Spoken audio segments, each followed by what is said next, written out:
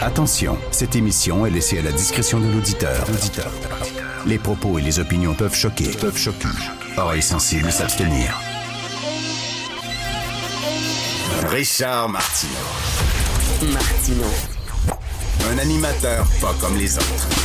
Richard Martineau. Bienvenue à cette émission qui est réalisée par Julien Drolet et Jean-François Roy et dont la recherche est assurée par Florence Lamoureux. Est-ce que vous savez c'est quoi un support à banane? Un support à banane, c'est un truc en bois avec un crochet, puis t'accroches ton régime de bananes dessus au lieu de laisser tes bananes sur le comptoir de la cuisine. Un support à banane. À chaque fois que je vais dans une maison et que je vois un support à banane dans la maison, et ça m'est arrivé, je me dis, ces gens-là ont tout. C'est la dernière affaire que tu achètes dans une maison, c'est un support à banane. Tu sais, quand tu fais un gâteau, là, tu fais le gâteau, le glaçage, après ça, tu mets de la crème fouettée, puis là, il te reste rien qu'à mettre de la cerise sur la crème fouettée. Tu mets la cerise sur la crème fouettée, poup, le gâteau est terminé. Alors, quand tu as un support à banane dans une maison, c'est que tu as le plateau pour servir le foie gras, tu as certainement le couteau à fromage, tu as probablement les petites fourchettes avec 3 dents pour les huîtres, aussi les petits bols pour mettre le rince-doigt là-dedans. T'sais. Je me dis, quand tu as le support à banane, asti, t'as tout. Tu n'as plus rien acheter, c'est fini. Alors, je vous parle de ça parce que le débat sur est-ce qu'on devrait, oui ou non, faire entrer les chiens sur les terrasses des restos, ça, c'est le support à banane des débats. Quand une ville est rendue à se poser cette question-là, en disant le gros débat du jour, c'est est-ce qu'on peut rentrer les chiens dans les terrasses, c'est que tout va bien. C'est que le transport collectif va bien, tu n'as plus de problème de toxicomanie puis de sans-abri, les rues sont impeccables, et là, tu te demandes qu'est-ce qu'il reste à faire? Ah oui, est-ce qu'on devrait ou pas laisser rentrer les chiens dans les terrasses des restaurants? Bon, on est rendu là. C'est le support à banane. Donc, à partir d'aujourd'hui, tout va bien à Montréal. Tout est parfait. Le gros problème, c'est est-ce que les animaux à 4 pattes peuvent entrer sur les terrasses ou pas? Fantastique. Vous savez que c'est le congrès de l'ACFAS actuellement. L'ACFAS, c'est l'Association canadienne-française pour l'avancement des sciences. Alors, c'est un congrès où des chercheurs et des chercheuses viennent présenter leurs recherches qu'ils ont faites. Puis moi, ça m'intéresse beaucoup, ce congrès-là, parce qu'il y a toujours des recherches farfelues. Il y a des recherches importantes, mais dans le milieu des recherches, surtout dans le milieu des recherches de sciences molles, c'est-à-dire les sciences sociologiques, sociales et tout ça, tu as tout le temps des recherches complètement folichonnes. Genre, est-ce que les gens qui sont gauchers mangent plus de raisins que les gens qui sont droitiers? Là, ils vont faire une recherche là-dessus. Ou est-ce que les gens qui se mettent le doigt dans le nez ont plus de cancer de la prostate que ceux qui se mettent pas le doigt dans le nez? Fait que là, ils vont faire une recherche là-dessus avec des corrélations. Tu sais, il y a tout le temps des recherches weirdo. Alors là, dans Le Devoir, et j'adore lire Le Devoir parce que pour moi, Le Devoir, c'est le prion en église des woke.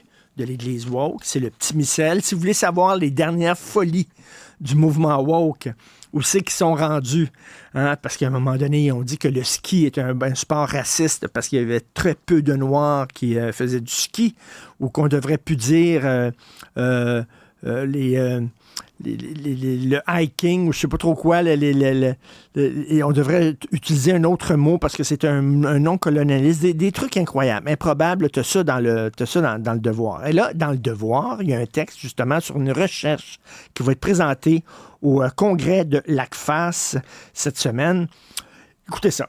Le marketing pétro-masculiniste au service de l'industrie pétrolière et des partis conservateurs. Écoutez ça, c'est de Stéphanie Marais, ce texte-là. C'est une page complète là, dans Le Devoir. La dernière page du premier cahier. Le pétromasculinisme est une tentative de reconstruire la masculinité avec une image de l'homme dont le style de vie et l'identité sont liés aux énergies fossiles et qui n'utilise pas le transport en commun, mais plutôt de puissantes camionnettes qui carburent au pétrole. Cette représentation sert à l'industrie pétrolière, mais aussi aux partis conservateurs qui voient là un outil de plus pour séduire les électeurs, indique le professeur Frédéric Guillaume Dufour, qui a exploré ce phénomène et qui offre une conférence à ce sujet cette semaine lors du congrès de l'ACFAS. Le sociologue politique de l'UQAM bien sûr, j'aurais pu le dire, j'étais sûr qu'il était de l'UQAM, étudie depuis longtemps diverses formes de nationalisme et de populisme de droite. Plus récemment, il s'est intéressé au pétropopulisme, puis au pétromasculinisme issu de l'Ouest canadien, qui mobilise notamment le bon peuple contre les élites corrompues. Le pétropopulisme et le pétromasculinisme. Alors ça a l'air que ce sont des images où on dit aux hommes, vous êtes des vrais hommes, puis vous autres, vous conduisez des autos, pas des autos électriques, parce que ça, c'est des affaires de fif. Alors, vous conduisez des vraies autos avec du pétrole qui fait vroom vroom et des grosses camionnettes et tout ça. Parce que, évidemment, il n'y a aucune femme qui conduit des autos à pétrole. Ce n'est que les hommes. Ce ne sont que les hommes, on sait bien. Les femmes ont toutes des autos électriques. C'est rien que les hommes qui font des barbecues puis qui mangent du gros steak. Hein?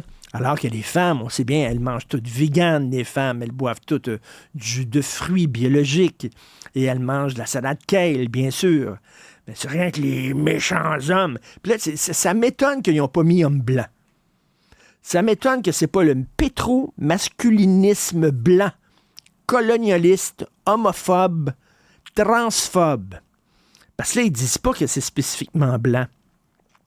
Ça, il y a une petite erreur dans sa recherche, là, parce que je suis convaincu, s'il menait sa recherche un petit peu plus loin, peut-être qu'il manquait de financement. Peut-être que l'UQAM n'avait pas suffisamment de financement, parce que s'il était allé plus loin dans sa recherche, c'est certain qu'il aurait dit « c'est des hommes hétérosexuels blancs, de classe moyenne. C'est les pires, eux autres. Si on pouvait s'en débarrasser, le monde serait tellement mieux. Il n'y aurait pas de violence. Tout le monde mangerait des légumes. Tout le monde se promènerait dans des véhicules électriques. Et là, il dit, là, sur Internet, le marketing pétro-masculiniste, c'est aussi...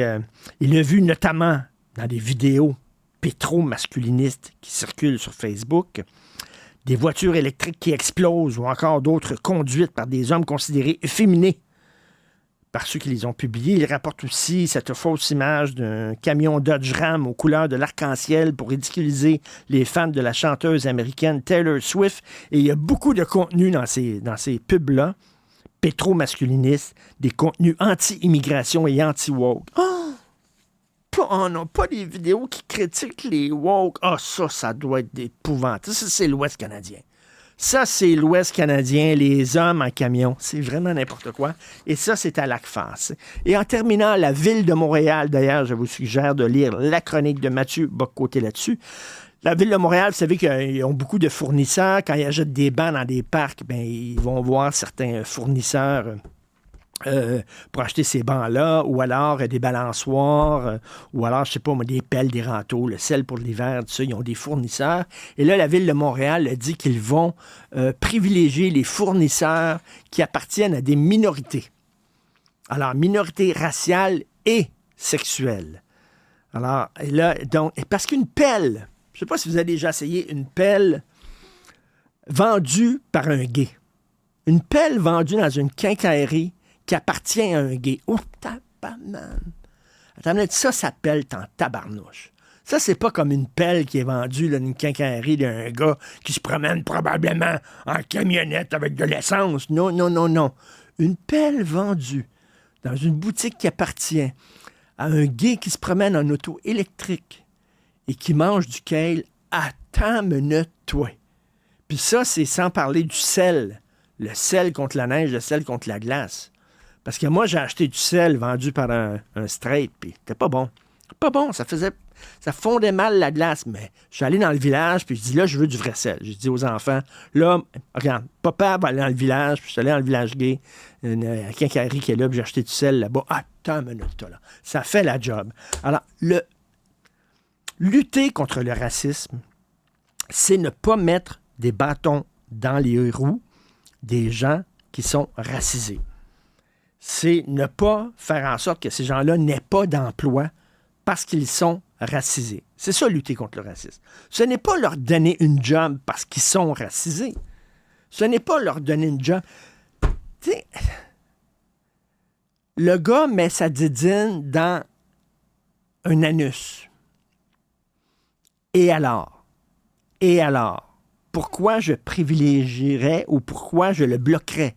On s'en fout. Là, on est rendu qu'on va demander, là, quand on va aller chercher des objets pour la Ville de Montréal chez des fournisseurs, on va demander aux propriétaires, suces-tu des graines, toi, ou tu suces des vagins? C'est ça, là. Ben, c'est ça, parce qu'ils vont dire, parce qu'on veut te privilégier, là. Fait que si tu dis, toi, que tu baises, t'es un gars, puis tu baises une femme, non, t'es pas dans la minorité. Alors là, l'État, la Ville de Montréal, va vouloir savoir ce que vous faites dans votre chambre à coucher pour savoir s'ils vont acheter leur fourniture chez vous.